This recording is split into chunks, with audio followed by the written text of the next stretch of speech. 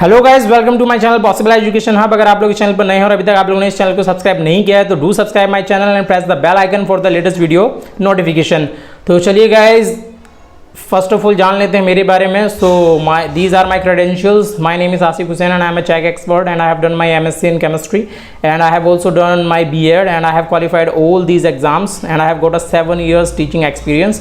So this was all about me। और आज की जो हमारी वीडियो है उसमें हम लोग जानने वाले हैं, एज हम लोग लास्ट वीडियो में जान चुके हैं कि व्हाट डू मीन बाय, तक बात हो गई थी हम लोगों ने मॉडल्स ऑफ टीचिंग, जो मॉडल्स ऑफ टीचिंग हैं उस चीज़ के बारे में हम लोग बात कर चुके हैं। उसकी हिस्ट्री ज्योग्राफी हम लोग सब पढ़ चुके हैं, क्या होता है, कहाँ यूज़ होता है, क्या एडवांटेजेस होते हैं, ये सारी चीज़ें हम लोग जान चुके हैं। आज की जो हमारी वीडियो है उसमें हम लोग डिस्कस करने वाले हैं एक एक एलिमेंट को, और इससे रिलेटेड जो हमारे क्वेश्चंस हैं वो बहुत बार क्या किए जा चुके हैं, पूछे जा चुके हैं। तो जान लेते हैं इनको बारी बारी से। सबसे पहले जो हमारे एलिमेंट्स होते हैं MOT के, वो होता है, सबसे पहला होता है हमारा फोकस, जिसको हम लोग बोलते हैं संकेंद्रण। फोकस के अंतर्गत क्या होता है गाइस, जो हमारा जो मॉडल ऑफ टीचिंग होता है वो किसी न किसी एक बात पर क्या करेगा, मेन फोकस करेगा। उसका जो एक मुख्य ऑब्जेक्टिव होगा उसके ऊपर ज़्यादा से ज़्यादा क्या करेगा, वो फोकस करेगा।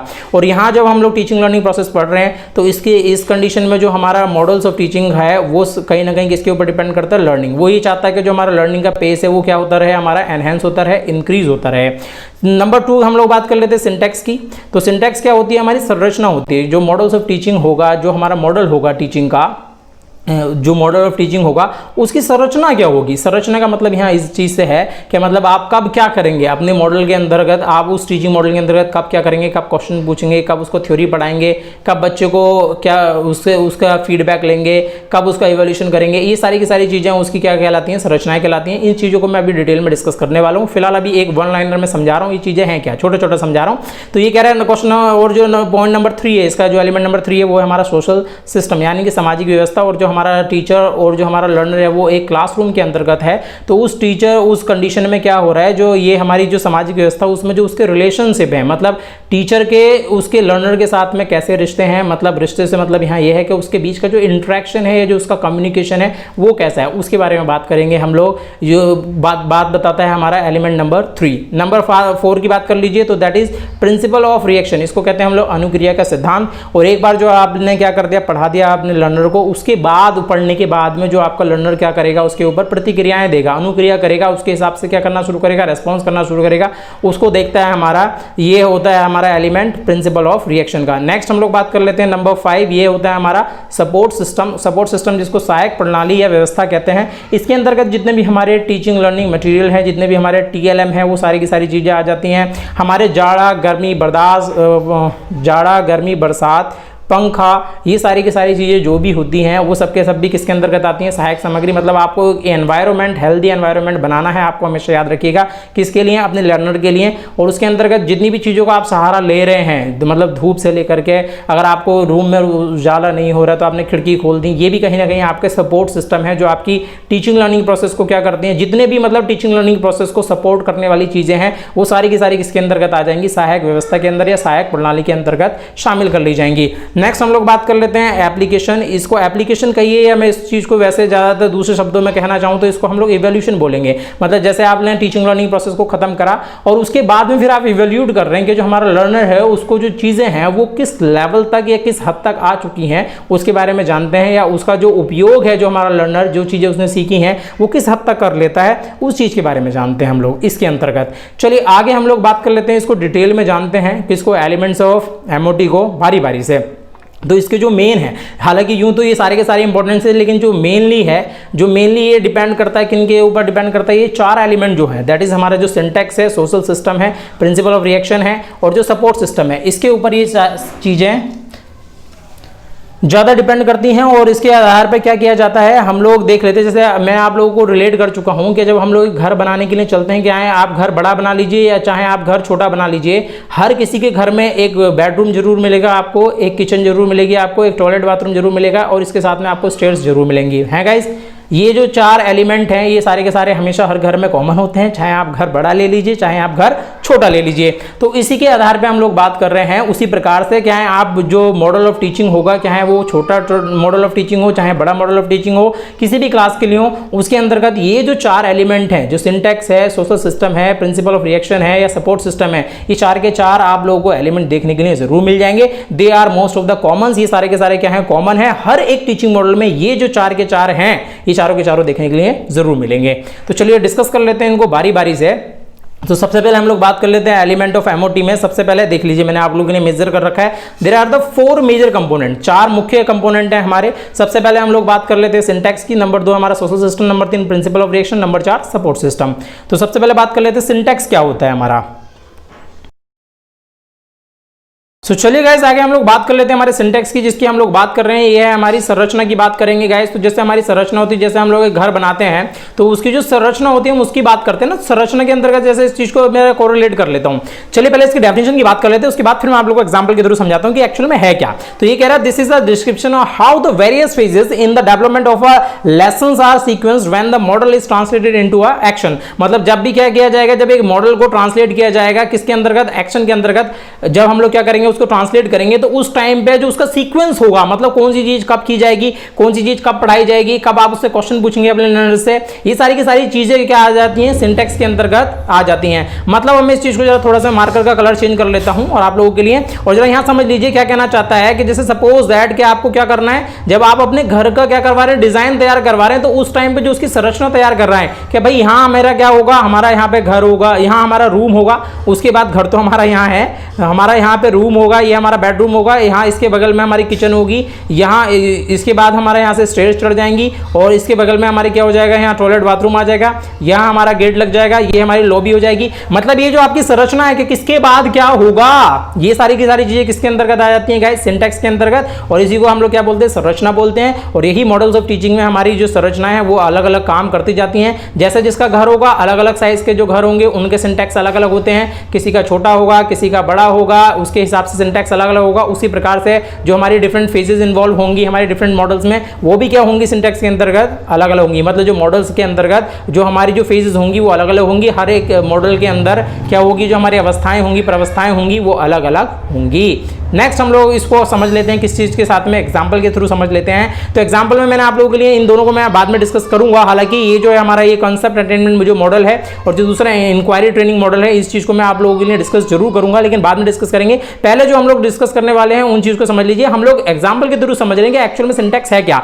तो ये कह रहे हैं लेसन्स में भी बिगिन विद एग्जांपल। तो यहाँ पे जो हमारा कॉन्सेप्ट अटेनमेंट मॉडल होता है उसमें जो लेसन्स या जो टॉपिक शुरू होता है वो एग्जांपल के थ्रू शुरू होता है कि पहले हम एग्जांपल दिया जाता है इसमें। लेकिन अगर हम इंक्वायरी ट्रेनिंग मॉडल की बात कर लें तो इसके अंतर्गत क्या होता है, एक जो हमारा लर्नर होता है उसको एक प्रॉब्लमेटिक सिचुएशन में फंसाया जाता है। मतलब जो हमारा लर्नर है उसको एक प्रॉब्लम दे दी जाती है कि भाई इस प्रॉब्लम में आप क्या करोगे, और उसके बाद में क्या करता है जो हमारा लर्नर है वो अपनी हाइपोथेसिस यूज करता है, परिकल्पनाएं यूज करता है, अपनी इमेजिनेटिंग पावर का यूज करता है इसके अंतर्गत। नेक्स्ट ये कहता है presentation of the situation of leading to the discrimination. मतलब इसके अंतर्गत क्या होता है, जो प्रेजेंटेशन होता है सिचुएशन का वो discrimination, classification, generalization, definition in short या कंसेप्ट अटेनमेंट के ऊपर लेकर के जाता है। धीरे धीरे फाइनली कहां तक ले जाता है, बच्चे के अंदर एक कंसेप्ट का डेवलपमेंट करा देता है। इसकी मैं बात करूं तो ये presented by them in the form of questions. और उनके पास में जब ये पहुंचेगा जो हमारा इंक्वायरी ट्रेनिंग मेथड है, ये कैसे पहुंचेगा, या तो वो क्वेश्चन की फॉर्म में पहुंचेगा, या रिजल्ट की फॉर्म में पहुंचेगा, या रिजेक्शन की फॉर्म में पहुंचेगा, या एक्सेप्टेंस की फॉर्म में पहुंचेगा, या हाइपोथेसिस की फॉर्म में पहुंचेगा।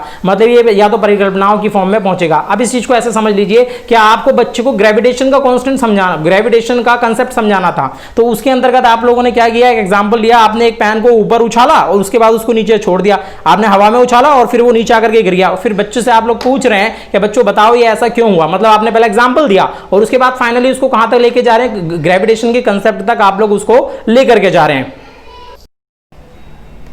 और अगर मैं बात कर लूं किसके अंतर्गत, अगर मैं बात करूं यहाँ इंक्वायरी ट्रेनिंग मॉडल में, तो यहाँ एक बच्चों की सिचुएशन दे रहे हैं। मतलब आपने सिचुएशन दे दी कि आप एक बीच समुद्र में, आपके पास एक नाव है और उसके अंतर्गत आप फंस गए हैं, जिसके पास में आपके पास में क्या नहीं है, उसकी पतवार नहीं है। आप इस कंडीशन में क्या करेंगे, मतलब आप अब यहाँ से क्या लगा रहे हैं, इंक्वायरी ट्रेनिंग मॉडल शुरू कर दिया कि अगर ऐसी कंडीशन आपके सामने आ जाती है तो इस कंडीशन में आप क्या करने वाले हो। ये सारी की सारी चीजें बच्चे से पूछी जा रही हैं। तो अब जरा दोनों में डिफरेंस समझ लीजिएगा। इस दोनों मॉडल्स हैं, हमारे जो मॉडल्स हैं टीचिंग के दोनों मॉडल्स हैं, लेकिन दोनों की जो अप्रोच है, जो दोनों की जो सिंटैक्स की मैं बात कर लूं, जो दोनों की जो संरचना है वो अलग अलग है। एक पहले एग्जाम्पल के ऊपर बात करता है, ये एग्जाम्पल देता है, और ये किसमें फंसाता है, एक प्रॉब्लमेटिक सिचुएशन को देता है, ये एक प्रॉब्लमेटिक सिचुएशन को क्रिएट करता है। किसकी बात चल रही है, इंक्वायरी ट्रेनिंग मॉडल की बात मैं कर रहा हूं। इंक्वायरी ट्रेनिंग मॉडल में ये एक सिचुएशन सामने रख देता है जिसमें एक प्रॉब्लमेटिक, जो कि एक प्रॉब्लमेटिक सिचुएशन होती है। और मैं बात करूं अगर किसकी, अगर मैं बात कर लें हम लोग किसकी, कंसेप्ट अटेनमेंट में, तो इसके अंतर्गत क्या करते हैं हम लोग, एक एग्जाम्पल पहले समझाते हैं और फाइनली हम बच्चों को कहां तक ले जाते हैं, एक कंसेप्ट तक ले जाते हैं। और ये जो हमारे इंक्वायरी ट्रेनिंग मॉडल है, इसमें हम बच्चों को क्या करना सिखाते हैं, इंक्वायरी करना सिखाते हैं। उसकी ट्रेनिंग जो होगी वो किसके माध्यम से होगी, इंक्वायरी के माध्यम से होगी कि बेटे अगर ऐसे नहीं होगा तो बताओ ऐसे कब होगा। और वो जो उसके अंदर वो डिफरेंट हाइपोथेसिस का क्या करता रहेगा, इस्तेमाल करता रहेगा बच्चों को क्या करवाने के लिए, मतलब कैसे किस चीज की इंक्वायरी की जाती है और उसकी ज्ञान तक पहुंचने के लिए चीजों को कैसे किया जाएगा। ये सारी की सारी चीजें हमारे किसके अंतर्गत आ जाएंगी, इंक्वायरी ट्रेनिंग मॉडल। मैं इन दोनों मॉडल्स को आप लोगों के लिए डिस्कस करूंगा, डोंट पैनिक, परेशान मत होइए आप लोग। चलिए आगे हम लोग बात कर लेते हैं किसकी बात, आगे हम लोग बात कर लेते हैं सोशल सिस्टम, जो हमारी जो सामाजिक व्यवस्था उसकी बात चल रही है। तो the relationship between the teacher and the learner as well as the role played by the each of the activities taken place define in the nature of the social system. मतलब कहने का मतलब यह है कि जब टीचिंग लर्निंग प्रोसेस चल रही है उस टाइम पे जो हमारे रिलेशन है किसका, एक टीचर का और एक लर्नर का जो रिश्ता है वो कैसा है, मतलब उन दोनों के बीच का इंटरेक्शन कितना है, जो हमारे टीचर है और जो लर्नर है उसके बीच का इंटरेक्शन कितना है। और जो दूसरी बात कर लेते हैं कि जो हमारा लर्नर है उसको कितना समझ में आता है, टीचर की जो बॉडी लैंग्वेज कितनी समझ में आती है। वो कहने का मतलब यहाँ ये जो अभी भी चल रही है ये एक सोशल सिस्टम के थ्रू मैं आप लोगों को पढ़ा रहा हूँ, आप मुझसे पढ़ रहे हो, और हमारे बीच में एक कौन सा सिस्टम काम कर रहा है, एक सोशल सिस्टम काम कर रहा है। और ये और बाकी की चीजें क्या बताता है, activities that plagues the definition of the nature of the social system. और जो एक्टिविटीज की जाएंगी, मतलब जो जितनी भी एक्टिविटीज मैं कर रहा हूँ, यहाँ मार्कर का यूज कर रहा हूँ मैं आप लोगों के लिए स्क्रीन पे, यहाँ मेरी छोटी सी स्क्रीन आ रही है, ये सारी की सारी जो एक्टिविटीज चल रही हैं ये सारी की सारी किसके अंतर्गत आ जाती हैं, सोशल सिस्टम का ही एक पार्ट है। और ये जितनी भी चीजें हमारी क्लास, एक रियल टाइम क्लासरूम में होंगी वो सारी की सारी सोशल सिस्टम के अंतर्गत आएंगी। और हर एक टीचिंग मॉडल में ये सिस्टम देखने के लिए जरूर मिलेगा। नेक्स्ट हम लोग बात कर लेते हैं, आगे हम लोग बात कर लेते हैं प्रिंसिपल्स ऑफ इंटरेक्शन की बात कर लेते हैं। मतलब ये अनुक्रियाओं की बात चल रही है, तो ये प्रतिक्रिया की प्रिंसिपल जो हमारे प्रिंसिपल्स हैं उसको बात करता है कि the principle of reaction given to the guidance to the teacher to how to expect to react to each activity of the learners to suit the characteristics of the model selected. मतलब ये कहना क्या चाहता है कि जो हमारी reactions होंगी, मतलब एक बार जब आप लोगों ने अपने मॉडल्स कंप्लीट कर लिया, मतलब उस मॉडल के थ्रू आप लोगों ने टीचिंग मॉडल के थ्रू अपने पढ़ाई करवा दी, मतलब बच्चों को समझा दी सारी की सारी चीजें, उसके आधार पे जो हमारा लर्नर है वो कैसे रेस्पॉन्ड कर रहा है, मतलब कैसे आधार पे कैसे रेस्पॉन्स है उसका, वो कैसा रेस्पॉन्स दे रहा है, वो सारी की सारी चीजें प्रिंसिपल ऑफ रिएक्शन के अंतर्गत आ जाती हैं। एक्शन किया जा रहा है यहाँ किसके द्वारा, टीचर के द्वारा, और जो रिएक्शन किया जाएगा वो किसके द्वारा किया जाएगा, लर्नर। एक्शन एंड रिएक्शन, ये हमारा न्यूटन का थर्ड लॉ क्या कहता है, action and reaction, every action has equal but opposite reaction. जैसे ही आप क्या देंगे, एक्शन देंगे, उसका उल्टा आपको क्या मिलेगा, रिएक्शन मिलेगा। क्रिया प्रतिक्रिया के नियम की बात चल रही है, यहाँ उल्टी प्रतिक्रिया से करने का मतलब यहाँ नहीं है, मतलब आप जितना अच्छा पढ़ाएंगे लर्नर उतना अच्छे से पढ़ेगा, उसकी बात चल रही है। The principle of reaction will give the guidance, और वो क्या देगा, गाइडेंस देगा teacher to how to expect the react to the reach of the activity learner and to suit the characteristic of the model. ये सारी की सारी चीजें बात हो गई। मतलब कहने का यहाँ ये है ओवरऑल कुल मिलाकर के जो हमारा लर्नर है उस तक जो चीज़ें हैं वो कैसे पहुंची, कितने लेवल तक पहुंच गए, उन सारी चीज़ों का कैरेक्टरिस्टिक से पता चल जाएगा, हमारे टीचर को पता चल जाएगा। जैसा वो क्या देना शुरू करेगा उस पर रिएक्ट करना शुरू करेगा, रेस्पॉन्स देना शुरू करेगा। आगे हम लोग बात कर लेते हैं सपोर्ट सिस्टम, और ये हमारा फोर्थ पॉइंट है और सबसे इंपॉर्टेंट पॉइंट भी। क्या कहता है, every model of the teaching warrants certain conditions of the facilities of the realization of the goal. मतलब क्या किया जाता है कि आप जब रियलाइजेशन करने के लिए, अपना गोल आपका किस हद तक पहुंच गया उसको समझने के लिए आप क्या करते हैं, कुछ सर्टेन कंडीशंस होती है ना। और to description of the support system to advance will help the teacher to ensure that they can apply the model successfully. और जिनके द्वारा एक मॉडल को क्या किया जा सकता है, सक्सेसफुली अप्लाई किया जा सकता है, वो सारी की सारी चीजें सपोर्ट सिस्टम कहलाती हैं। अब इस सपोर्ट सिस्टम के अंतर्गत इस चीज को ऐसे समझ लीजिए कि हमें अपना ये जो टीचिंग मॉडल है उसको लर्नर तक पहुंचाना है, और उसको लर्नर तक पहुंचाने के लिए आप ओवरऑल जितनी भी चीजों का इस्तेमाल करते हैं, आपकी टीचिंग लर्निंग मटेरियल से लेकर के, आपकी वॉइस क्वालिटी से लेकर के, आपकी सर्दी गर्मी बरसात जाड़ा जैसा भी मौसम होगा वो कितना आपको सपोर्ट कर रहा है नहीं कर रहा है, उसके हिसाब से आप कितने चीजें सपोर्ट करते हो। मान लीजिए कि आपको कैसा मौसम हो रहा है, जाड़ों का मौसम हो रहा है, और धूप निकल रही है, आपके लर्नर को अंदर क्या लग रही है, सर्दी लग रही है और वो पढ़ नहीं पा रहा ठीक से, तब आप क्या बना रहे हैं, एक सूटेबल एनवायरनमेंट बना रहे हैं। तो यहाँ पे वो भी आपको क्या कर रहा है, जो सूरज की जो रोशनी है, जो धूप है, वो भी आपको किसकी तरह काम कर रही है, एक सपोर्ट सिस्टम की तरह काम कर रही है आपके मॉडल को एक्वायर करने में, आपके ऑब्जेक्टिव्स को क्या करने के लिए, रीच करने के लिए, ताकि आप लोग अपने ऑब्जेक्टिव्स तक पहुंच सकें, आप उनको 100% आप अपने गोल तक पहुंच सकें या पहुंचा सकें अपने लर्नर तक। तो वो इस तरीके से आपके लिए सपोर्ट का काम कर रही है। इसके अलावा जितने भी आपके जो टीचिंग लर्निंग मटेरियल्स होते हैं, वो कुछ भी हो सकता है, आपका चार्ट हो सकता है, आपका मॉडल हो सकता है, आपका वर्किंग नॉन वर्किंग जितनी भी चीजें आप लोग यूज कर रहे हैं अपनी टीचिंग लर्निंग प्रोसेस को एनहेंस करने के लिए, वो सारी की सारी चीजें किसके अंतर्गत आ जाती हैं, आपकी सपोर्ट सिस्टम के अंतर्गत आ जाती हैं। तो आई होप कि आप लोगों को ये चीजें अच्छे से समझ में आ गई होंगी। सो गाइज इसी के साथ हम लोगों ने चीज़ों को डिस्कस कर लिया। हम लोगों ने बड़े अच्छे से आज एक एक करके सारे पॉइंट्स को डिस्कस किया है। किन किन चीज़ों को डिस्कस किया है हम लोगों ने डिस्कस किया है, सिंटैक्स को डिस्कस कर लिया और सिंटैक्स के साथ में हम लोगों ने एग्जाम्पल के थ्रू इसको समझा, सोशल सिस्टम को समझ लिया हम लोगों ने। इसके अलावा हम लोगों ने प्रिंसिपल ऑफ रिएक्शन को समझ लिया। इसके अलावा हम लोगों ने सपोर्ट सिस्टम को समझ लिया और सबसे ज़्यादा जो इंपॉर्टेंट है इसमें वो है हमारा सपोर्ट सिस्टम। अगर हमारा सपोर्ट सिस्टम हमारे साथ नहीं खड़ा है तो आप कोई सा भी मॉडल ले आइए, वो कभी भी आप लोग उसको जो गोल्स हैं उस तक नहीं पहुँच सकते हैं। ये चीज़ आप हमेशा याद रखेंगे। और इसी के अलावा हम लोग आगे जो हम लोग चीज़ों को डिस्कस करेंगे अगली वीडियो में, वो हम लोग देखेंगे कि कितने डिफरेंट क्लासिफिकेशन दिए हैं, किसके जो हमारे मॉडल्स ऑफ टीचिंग है उसके कितने टाइप होते हैं और क्या क्या टाइप होते हैं, उनको डिटेल में जानेंगे अगली वीडियो में। तब तक अपना और अपनों का ख्याल रखिए। और अभी तक आप लोगों ने इस चैनल को सब्सक्राइब नहीं किया है गाइस, तो subscribe my channel and press the bell icon for the latest video notification. और साथ में इस वीडियो को लाइक कर दीजिए, शेयर कर दीजिए और थैंक यू वेरी मच। मिलते हैं आप लोगों से अगली वीडियो में। जब तक अपना और अपना ख्याल रखिए। जय हिंद, जय भारत।